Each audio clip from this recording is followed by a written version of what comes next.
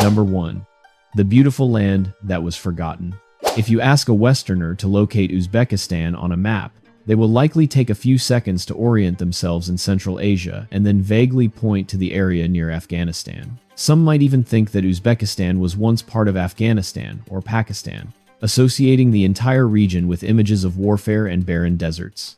Many people still envision Uzbekistan as a land of nomadic yurts, where life revolves around donkeys and horse-drawn carts, reminiscent of the medieval era. However, the reality is quite different. Today, Uzbekistan is modern and developing rapidly, to the point that even its residents are sometimes taken aback. It is a safe, bustling country with wide boulevards, new modes of transportation, and high-speed trains connecting various cities. There are moments when the train moves so fast that as you open your camera to capture the meadows, the scenery has already shifted to a range of mountains or a new field. Geographically, Uzbekistan has a remarkably rare characteristic. It is one of only 2 countries in the world that is doubly landlocked, meaning that to reach the sea, one must pass through at least 2 other countries. Moreover, much of its territory is desert, with Kizilkum being one of the largest deserts in the world.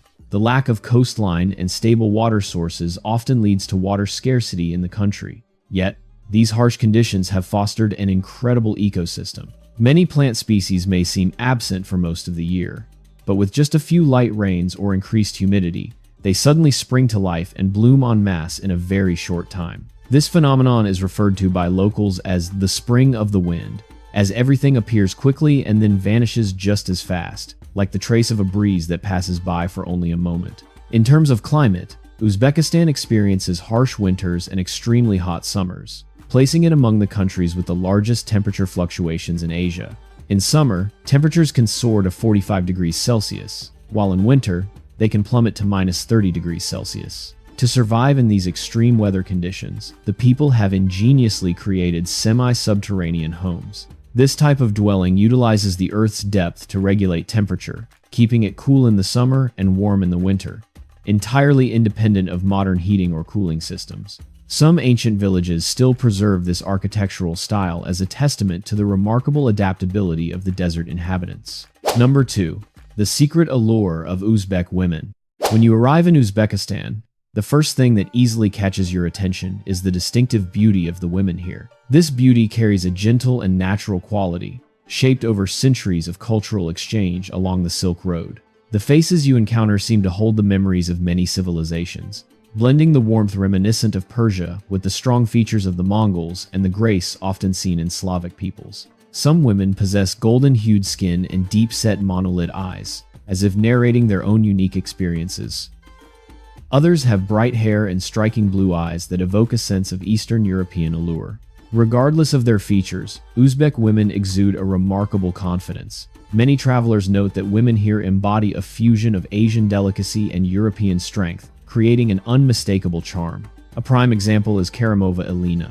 She is a young singer and beauty content creator beloved by many audiences in Central Asia. Her soft features and friendly communication style represent a new generation of Uzbek women where modernity harmonizes with long-standing traditional values. As a result, the image of Uzbek women today is gradually breaking free from old stereotypes. Although over 93% of the population is Muslim, Uzbek women live within a secular legal system, meaning religion does not heavily influence family or marriage matters. Therefore, it is common to see women in jeans or vibrant clothing on the streets of Tashkent, where faith and fashion coexist without conflict. However, there are still many misconceptions, particularly among Americans. One of the common myths is that Uzbek men can marry 4 wives. This is entirely false, as polygamy is prohibited by law, and violators can face up to 3 years in prison. Such marriages hold no legal validity. Nevertheless, unofficial polygamous relationships sometimes occur in certain rural areas and are often accepted in silence. Notably, society tends to overlook a man taking a secret wife more easily than a woman getting divorced or living alone. Another misconception is that not everyone knows how to belly dance. This is a misunderstanding held by many foreigners. Traditional dances of Uzbekistan, such as Khwarezm, Fergana, or Bukhara, feature slow and graceful rhythms. Each movement carries its own meaning, and even a simple wrist twist or footstep can tell a story of love, fidelity, or family. Another symbol of women here is their gold teeth. For generations, a golden smile has been seen as a sign of success and a source of family pride. Although younger generations today may not favor this custom, many older women still regard gold teeth as a form of traditional jewelry. In addition to beauty and artistry, Uzbek women are making significant strides in education and leadership positions. They hold 17.5% of seats in parliament, a relatively high percentage among former Soviet nations, even surpassing India. What makes Uzbek women special is not only their beauty, but also their resilience in balancing tradition and modernity. Despite facing societal pressures, they maintain a calm and strong demeanor in their own unique way, reflecting both their past and their aspirations for the future. This is why many see them as the quiet yet resilient soul of Uzbekistan. If you want to learn more about these captivating women, feel free to comment the number 4 below. Number 3. The secrets inside Uzbekistan's ancient baths. If you truly want to understand Uzbekistan, you don't necessarily need to start with museums. Instead, begin with the warmth of the ancient bathhouses.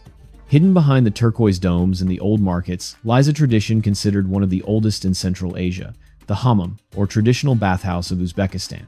This place is not just for bathing. It has been a ritual for purifying both body and soul for centuries. Imagine pushing open a heavy wooden door and stepping into a stone room filled with the scent of steam and soap, along with a sense of timelessness. Soft light filters through small star-shaped windows in the dome, casting a warm glow on the marble floor. The sound of dripping water echoes steadily, like a heartbeat. This is the Borikiwo Zikona Hammam in Bukhara, which has been in operation since the 16th century. Locals believe that stepping out of this place makes you feel reborn. Some even jokingly say that the hammam can wash away even the most stubborn sorrows. In Uzbekistan, visiting a hammam is both a private and communal experience. Men and women bathe in separate areas. The men's section often features brief conversations about work or politics, while the women's area is filled with laughter, life stories, and the scent of rosewater. People often joke that the truest stories are not told in cafes, but in the steamy atmosphere of the bathhouse. Many mothers see the hammam as a place to teach their daughters the first lessons in self-care. The bathing process is likened to a performance. First, warm water is poured over the body to soften the skin. Then, staff use coarse gloves made from goat hair or natural fibers to scrub away dead skin. The sensation is slightly painful but satisfying as the skin becomes rosy and smooth. Next, the bather is covered in olive oil, soap, and massaged with firm movements. Finally, a splash of cold water awakens all the senses. Some modern hammams even incorporate peppermint or eucalyptus essential oils to enhance the decongesting effects and help bathers breathe more deeply. At the end of the bathing session, people often sip black tea or herbal tea while still wrapped in towels, with steam lingering around them. Historically, hammams played an important role in religion and medicine. Before each prayer, Muslims need to cleanse their bodies, making the bathhouse an ideal location. In ancient Samarkand and Bukhara, scholars believe that steam had healing properties for both the body and mind. Merchants traveling along the Silk Road often stopped at bathhouses to wash off the dust of the road before continuing their journey. Many stories recount that significant negotiations took place in hammams rather than in meeting rooms. Remarkably, hammams have survived many historical upheavals. During the Soviet era, many bathhouses were closed or repurposed as they were deemed outdated. However, they are now gradually being restored with beautiful decorative tiles, warm lighting, and traditional marble. Uzbeks still maintain the habit of visiting the hammam weekly, and many say that a steam bath can sometimes be more effective than a visit to the doctor. The cost for a traditional hammam session typically ranges from 50,000 to 150,000 som, equivalent to $4 to $12. If you add a scrub or massage, the price will increase by a few dollars. High-end hammams can cost 10 to 15 times more, but in return, you get luxury. A bathing session lasts from 1 to 2 hours, while a sand bath takes only 20 to 40 minutes. In addition to traditional hammams, Uzbekistan also offers a unique sandbathing service near the Aral Sea. Here, people bury their bodies in sand, heated by the sun to temperatures between 40 and 50 degrees Celsius. The mineral-rich sand is believed to be beneficial for those suffering from joint pain or inflammation. Some visitors even joke that the sensation feels like becoming a cookie being slowly baked. So, how long do you think you could endure the heat of the hammam or while lying in the warm sand? Number 4. The unwritten rules and strict laws of Uzbekistan. If you set foot in Uzbekistan, don't let the hospitality or the polished beauty of the ancient cities make you complacent. Behind the serene atmosphere, reminiscent of postcards, lies a country governed by a strict legal system and many unspoken customs that outsiders need to understand before integrating. Few people know that Uzbekistan maintains one of the strictest criminal codes in Central Asia. Same-sex relationships among men can lead to prison sentences of up to 3 years, a legacy of Soviet-era legal heritage. Discussions about LGBTQ issues in public are virtually non-existent. Not only are they considered taboo, but they also carry risks. Members of this community often live discreetly, and stories of harassment or extortion by the police quietly circulate in private groups. Even basic communication etiquette can leave visitors bewildered. Men do not shake hands with women in public. A polite greeting involves placing the right hand on the chest and bowing slightly. If you forget to do this, locals may perceive you as disrespectful. This custom reflects traditional views on modesty and dignity and continues to be upheld despite the country's many changes. In some areas, young people are even taught specific ways to bow to ensure they do not offend. Some rural schools hold cultural etiquette courses at the end of the year to help students remember these norms. But these are just the surface details. All gambling activities are strictly prohibited, and drug laws are among the most stringent in the region. Even a small amount of a banned substance can lead to lengthy prison sentences for visitors. There have been cases of individuals encountering trouble right at the airport when security personnel checked luggage for codeine-containing medications, which are classified as prohibited. Many are surprised that a bottle of cough syrup could become an issue. In several airports, there are warning signs in 3 languages reminding travelers not to bring potentially misunderstood medications. Possessing pornographic images or materials is also completely banned. Border officials sometimes check phones or computers for sensitive files. Even in the creative business sector, selling goods below market price can be deemed as economic sabotage. This stems from Soviet-era price control policies aimed at minimizing black markets. In Uzbekistan, actions that may seem generous can sometimes be interpreted negatively. Interestingly, Uzbekistan exists in a blend of tradition and paradox. Islam discourages alcohol consumption, yet vodka and beer are present at many weddings, and the government even encourages restaurants to sell alcohol to curb excessive drinking at gatherings. Meanwhile, fast food is banned around schools to protect children from obesity risks. This is a modern regulation in a country that still tightly preserves its traditions. Uzbekistan is a place where strict laws feel like iron chains, while customs resemble invisible threads, intertwining to shape daily life in ways that are difficult for visitors to imagine. However, amidst the myriad of regulations and restrictions, there is one element held in the highest regard, something that appears ordinary but is revered by the people almost as a matter of faith. Can you guess what it is? The next part will tell the story of Uzbekistan's sacred bread. Number 5. Naan Bread, a gift from God. In the United States, bread is often just a convenient food item you buy from the store, toast, and rarely think about again. However, in Uzbekistan, bread carries an entirely different significance. For the people here, naan is a symbol of life, home, and faith. They regard this type of bread as a sacred gift from God. Dropping bread is considered a serious taboo. If it happens, they will pick it up, give it a gentle kiss, and place it in a higher position as a sign of respect. In some rural areas, people even create a small corner in their kitchens to keep dried loaves, believing that old bread still carries the family's blessings. Each naan is a complete round shape, symbolizing the sun, which is seen as the source of life for humans. Before baking, the bakers create traditional patterns using special molds. The designs of Samarkand differ from those of Bukhara, and Fergana has its own unique style. When placing the bread in the tandoor oven, the baker must lean into the nearly 400-degree heat to press the dough against the oven walls. This task is very dangerous and requires high concentration. However, most bakers here are highly skilled.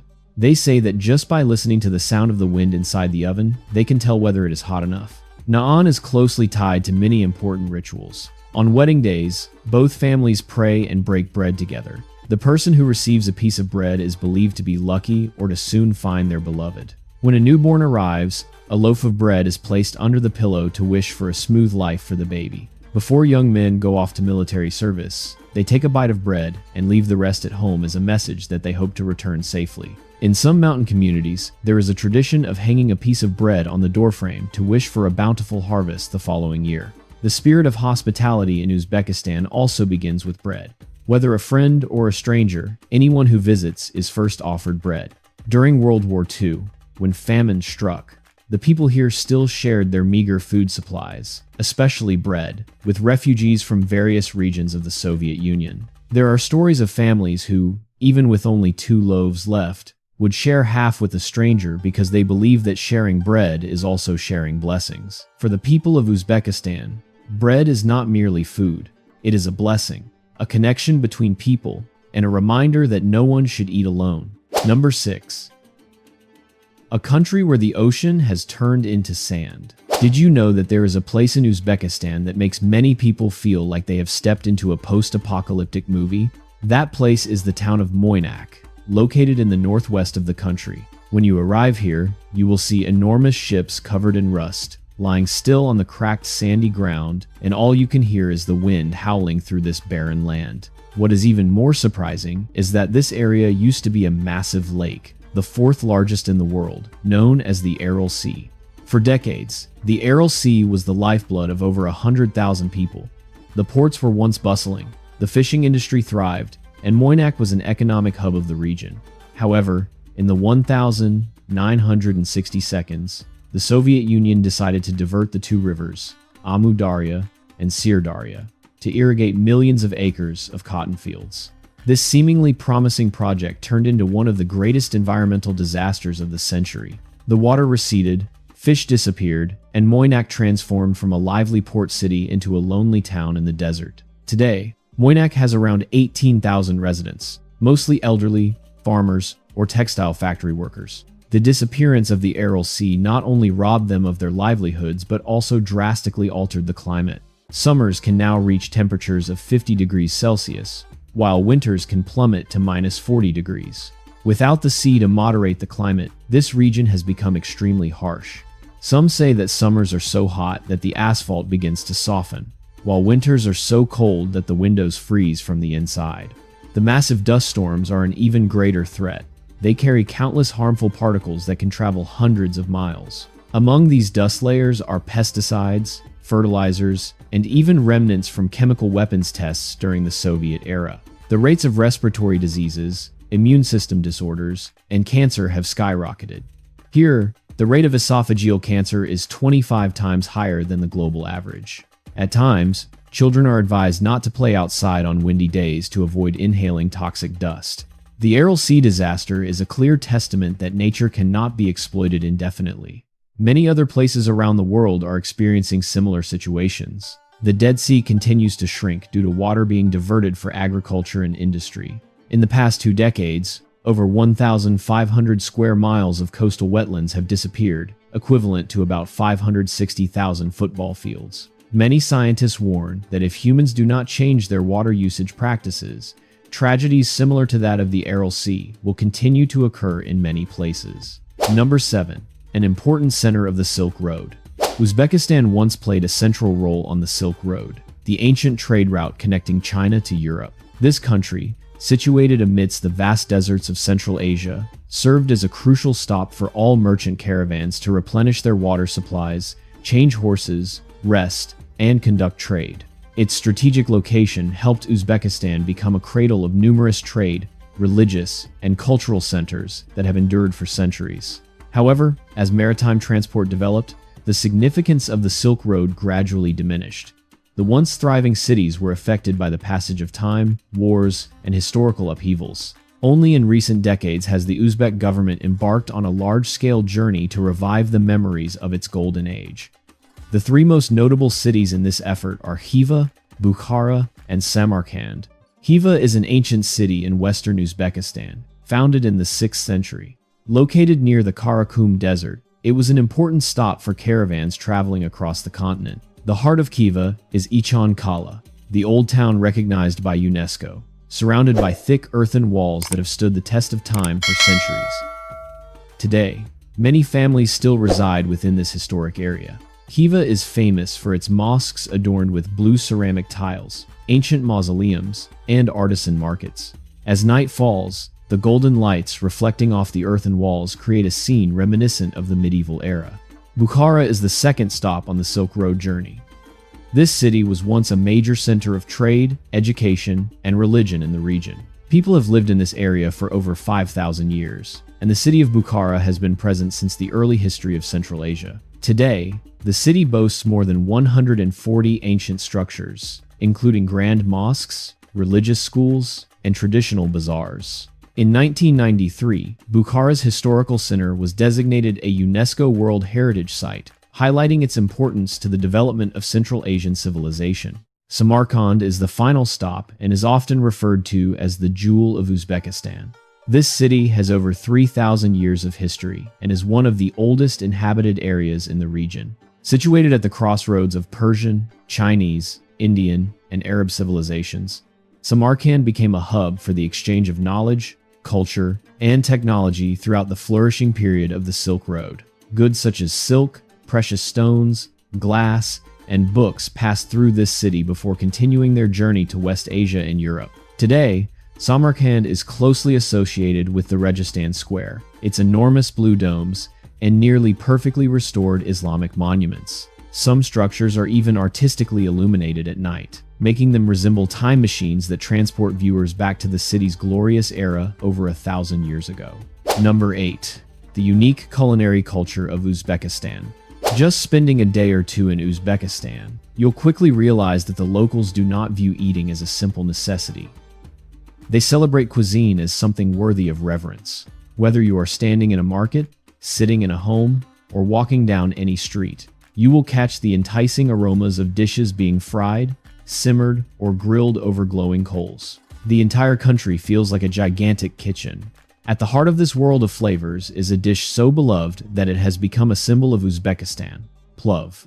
Imagine in front of you a massive cast iron pan weighing tons, placed over a roaring fire, filled with golden rice, tender lamb, shredded carrots, chickpeas, and spices that waft their fragrant scent throughout the neighborhood.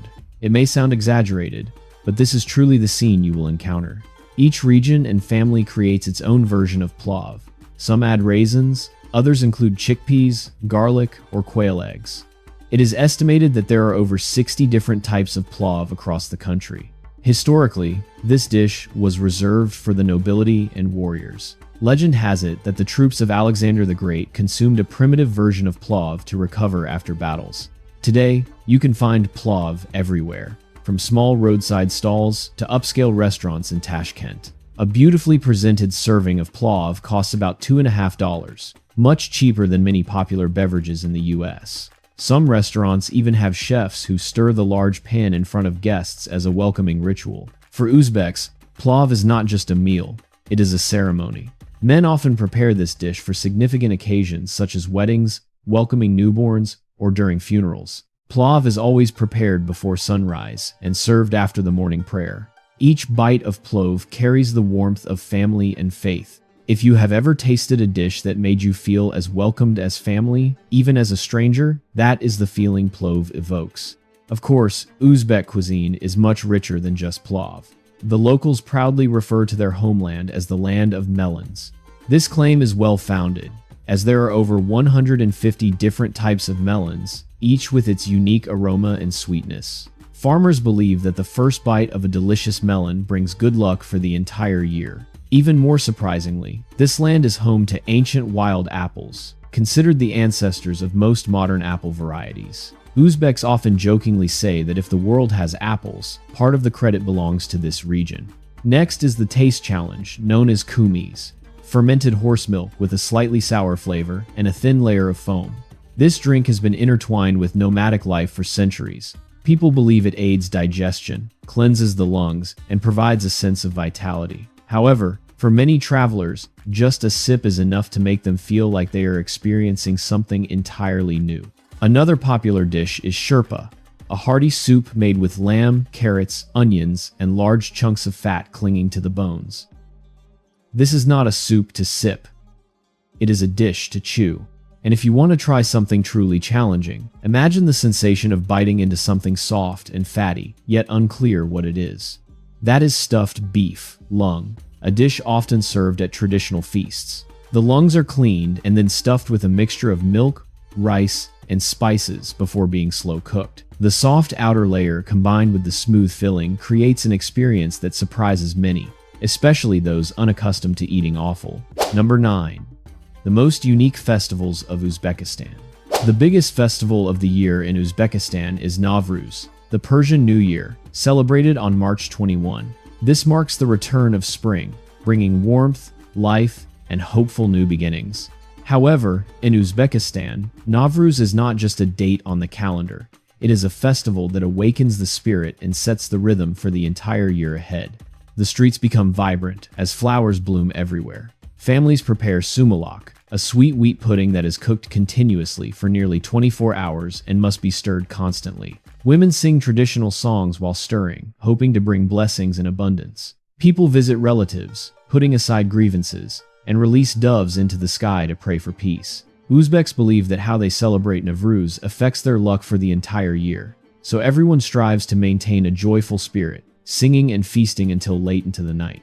Many villages also organize folk games such as wrestling, jump rope, and stick throwing, allowing the entire community to welcome the new year with laughter. While Nowruz carries a sacred significance, many other festivals surprise visitors. In the Fergana Valley, farmers hold a melon festival in May, a lively event dedicated to the country's favorite fruit. Markets overflow with melons of all sizes, both striped and golden. Judges cut each melon to see which one is the sweetest. The winner not only receives a prize, but sometimes even has the opportunity to present a melon to the president. Few would expect that a fruit could bring such pride. Another famous festival is the Silk and Spice Festival in Bukhara. The ancient streets transform into a vibrant museum. Women dressed in hand-embroidered atlas fabric sit weaving on wooden looms. The aroma of saffron, cumin, and coriander fills the air. Dancers perform to the beat of traditional drums, while vendors shout prices amidst the music. Visitors are invited to participate and can see locals pulling silk by hand using ancient techniques that once served merchant caravans on the Silk Road. Some stalls even allow guests to dye fabric with natural dyes to create their own piece of silk. The Boysun Bahori Festival is also quite special. Recognized by UNESCO, it takes place in the mountainous region of Boysun.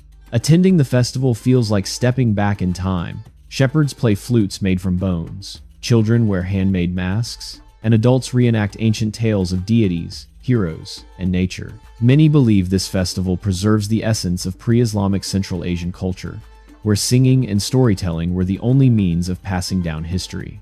For an even more surprising experience, the beer festival in Tashkent is sure to astonish you. Despite Uzbekistan's conservative image, this modern festival attracts thousands of young people each summer with rock music, craft beer, and street food competitions. This shows that the country can preserve its traditions while still enjoying the pleasures of the modern age. And if one day you find yourself in a crowd dancing under dazzling lights, would you join in the rhythm even if you don't know the steps? Because in Uzbekistan, festivals are not just for watching, they are meant to be lived. Number 10. Mysterious places in Uzbekistan.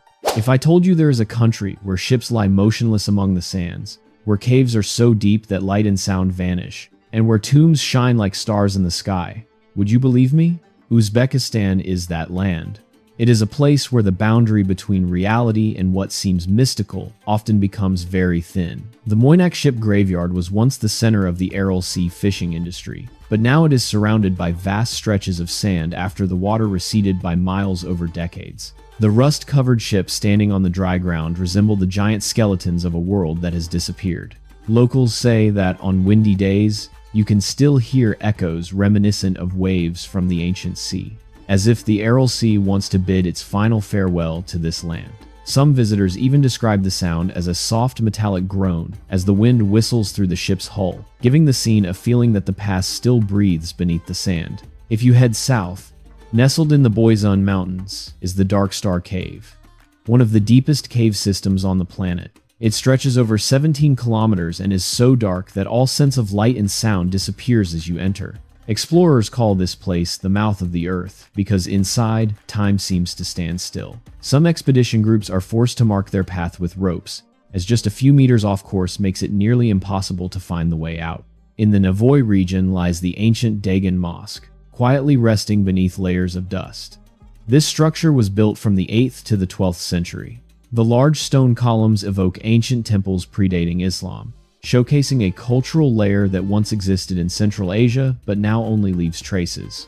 Some archaeologists believe that the current architecture was erected on the foundations of an even older temple. When you arrive in Samarkand, you will witness a blend of mystery and grandeur. The Ulugh Beg Observatory, built over 600 years ago, was once the leading center for astronomical research in the world. Even without a telescope, scholars here measured the positions of stars with astonishing accuracy. At night, the remaining curves of the observatory reflect the moonlight, making it appear to glow. Not far from there is the Shah I Zinda necropolis, known as the City of the Living Forever. Its turquoise domes and intricate blue tile patterns are so exquisite that no one has yet been able to perfectly replicate them. Legend has it that Qusam ibn Abbas is buried here. However, the locals believe in a different story. They say he did not die, but merely descended into the earth to protect Samarkand with his spirit. Some claim that on very quiet nights, they see a faint blue light emanating from several tombs as a sign that his soul still lingers here. Number 11. The country with the lowest cost of living in the world. Uzbekistan is not only famous for its rich history and distinctive hospitality, but also surprises travelers with its incredibly low cost of living. Many people leave this country with the same question: what makes everything here so affordable? According to the 2025 Global Cost of Living Index by HelloSafe, Uzbekistan ranks among the 5 cheapest countries in the world.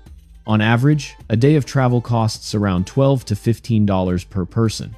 This figure is even lower than the price of a sandwich in New York or London.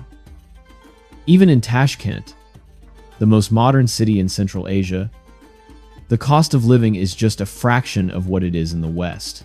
A fully furnished one-bedroom apartment in the city center typically costs between $250 to $400 a month. In Samarkand or Bukhara, decent rental homes usually do not exceed $150.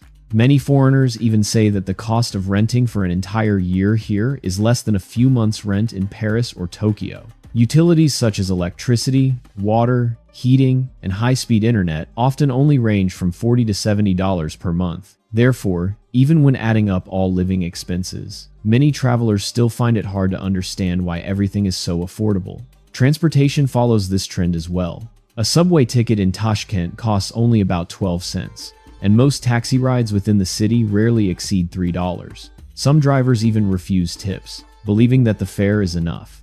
Uzbek cuisine is both delicious and inexpensive. A hot plav served with grilled meat and freshly baked flatbread typically costs only $1 to $3.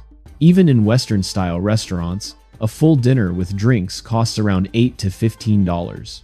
Street food like samsa or shashlik can sometimes be less than $1. Some tea houses even offer free tea, as they believe it is impolite to let guests drink alone. However, behind these pleasant prices lies the reality that the income of Uzbek people remains low.